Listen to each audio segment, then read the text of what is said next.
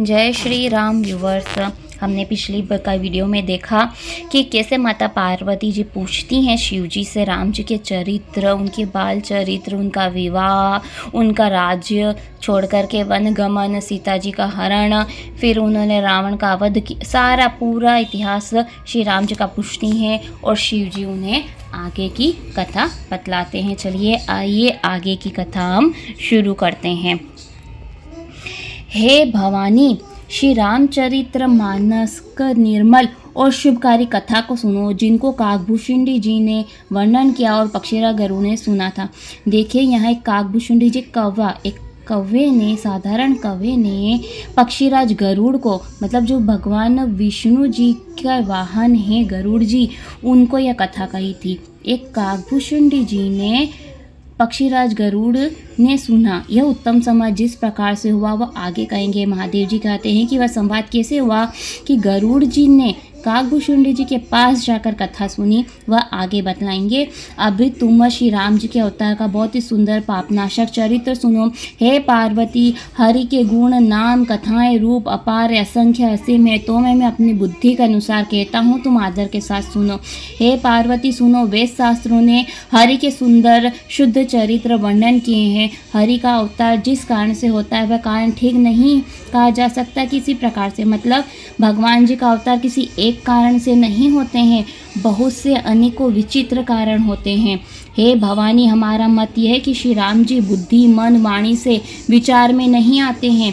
संत, मुनि, वेद, पुराण सभी जैसा कुछ अपनी बुद्धि के अनुसार कहते हैं। सुमुखी, जैसा कुछ मुझे कारण समझ में आता है तुमको सुनाता हूँ। जब जब धर्म की हानि होती है, नीच अभिमानी असुर बढ़ जाते हैं,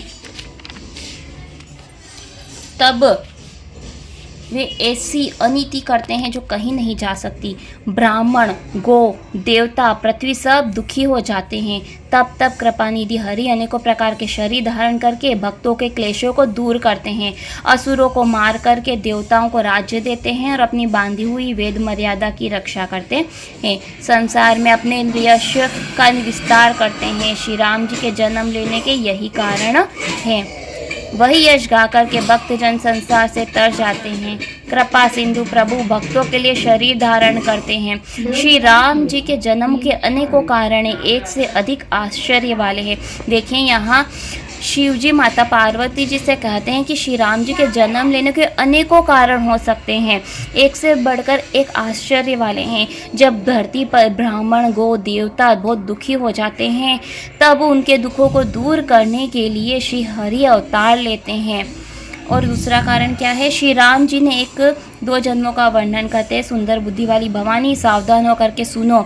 हरि भगवान जी के दो प्यारे द्वारपाल जय और विजय, उनको सब कोई जानते हैं। हरि भगवान जी के दो द्वारपाल हैं, जय और विजय। ब्राह्मणों के श्राप के दोनों ने तामसी असुर शरीर पाया। देखिए उनको ब्राह्मणों द्वारा श्राप मिला था, इसके कारण वह हिरण्यकश्यप और हिरण्याक्ष राक्षस जगत में इंद्र को गर्व को चूर करने वाले प्रसिद्ध हुए। युद्ध में विजय पाने वाले दोनों प्रसिद्ध वीर थे। एक हिरण्याक्ष को वाराह रूप धारण करके विष्णु जी ने मारा और नरसिंह अवतार लेकर दूसरे हिरण्याकश्यप को मारा और अपने भक्त प्रहलाद का सुंदर यश फैलाया। देखिए ये कथा आपको हिरण्याकश्यप की तो पता ही होगी। ये दोनों भगवान हरि के द्वारपाल थे, जिनको ब्राह्मणों ने श्राप दिया था। इसके कारण से उन्हें राक्षसी शरीर प्राप्त किया और भगवान के द्वारा वह मारे गए। फिर भगवान जी के द्वारा मारे जाने के कारण भी उनकी मुक्ति नहीं हुई थी। उन्होंने जाकर के कुंभकर्ण और रावण, इन दोनों महान योद्धाओं के रूप में जन्म लिया। दोनों राक्षस यद्यपि भगवान जी के हाथ मारे गए थे, तथापि उनकी मुक्ति नहीं हुई। देखिए भगवान के हाथों से मारे जाने के बाद भी उनकी मुक्ति नहीं हुई, क्योंकि उनको 3 जन्मों तक राक्षस होने का श्राप था। ब्राह्मणों ने उनको 3 जन्म राक्षस होने का श्राप दिया था। ये रावण जो है ना, वह पहले बहुत ही अच्छा इंसान था, बहुत अच्छा राजा। उनके पिछले जन्म के बारे में आपको बताऊंगी कि रावण कैसे पिछले जन्म का, उसकी कथा, उसके बारे में क्या है। बहुत ही अच्छा राजा था रावण पिछले जन्म में, वह कथा आपको मैं आगे बताऊंगी। एक बार उन्होंने हित के लिए भक्तों के स्नेह करने वाले प्रभु ने जन्म लिया।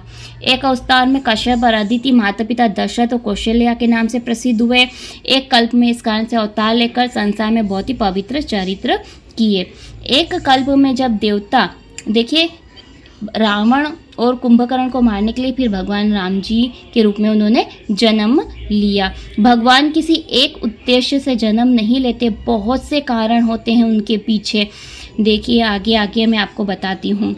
एक कल्प में जब देवता जलंधर दैत्य से युद्ध में हार गए और दुखी होकर महादेव जी से बहुत ही युद्ध किया, परंतु दैत्य महाबली था, शिव जी के मारे नहीं मर रहा था।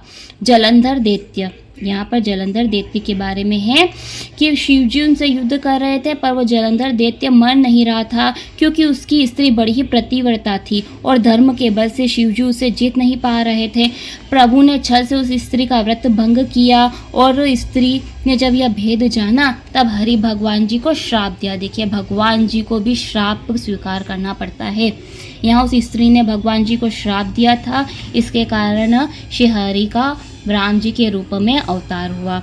उसका शाप लीला निधि कृपालु भंगी भगवान जी ने अंगीकार किया, वह जलंधर रावण हुआ और उससे श्री रामचंद्र जी ने युद्ध में मार करके परम पद दिया। एक जन्म का कारण यह था, श्री राम जी ने मनुष्य शरीर धारण किया। प्रभु की हर एक अवतार की कथा मुनियों ने सुनकर के, कवियों ने विस्तार के साथ कही है। महान जो ऋषि हुए हैं, कवि हुए हैं, राम जी के अनेकों प्रकार के चरित्रों का वर्णन किया है।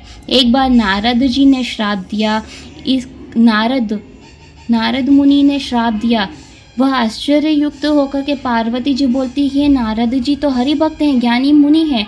यह बात सुनकर के मुझे भी बड़ा ही अचरज हुआ कि नारद जी ने श्राप क्यों दिया विष्णु भगवान जी को। क्या आप यह कथा जानते हैं? मुनि ने किस कारण से श्राप दिया? लक्ष्मीपति भगवान जी ने क्या अपराध किया था? हे त्रिपुरारी, मुझसे कथा कहिए। नारद मुनि के मन में मोह उत्पन्न होना तो बड़े आश्चर्य की बात है। तब महादेव जी हंसकर बोले कि संसार में न कोई ज्ञानी है न कोई मूर्ख है। श्री रघुनाथ जी जब जिसको जैसा करते ना उसी क्षण वैसा ही हो जाता है। देखिए यहाँ गौर से बात सुनिए, संसार में न कोई ज्ञानी है न मूर्ख है। रघुनाथ जी जब जिसको जैसा करते हैं ना उसी क्षण वह वैसा हो जाता है। याज्ञवल्क्य जी बोलते हैं, भरद्वाज जी मैं श्री राम जी की गुणों की कथा कहता हूँ, आदर से सुनो। तुलसीदास जी कहते हैं कि संसार के बंधन छुड़ाने वाले रघुनाथ जी को ममता और अभिमान को छोड़ करके भजो। देखिए नारद जी ने जो श्राप दिया था भगवान विष्णु को, तो वह आगे की कथा में आपको बतलाऊंगी। यह वीडियो यहाँ पर ही समाप्त करते हैं क्योंकि यह जो नारद जी ने श्राप दिया था, यह कथा बहुत बड़ी है। 10-15 मिनट और लग जाएंगे कथा को पूरा करने के लिए, लेकिन वीडियो बहुत बड़ी हो जाएगी, इसलिए मैं ये वीडियो यहाँ पर ही समाप्त करती हूँ।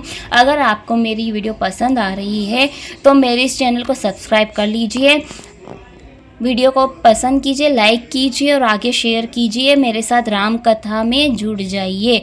जय जय श्री राम।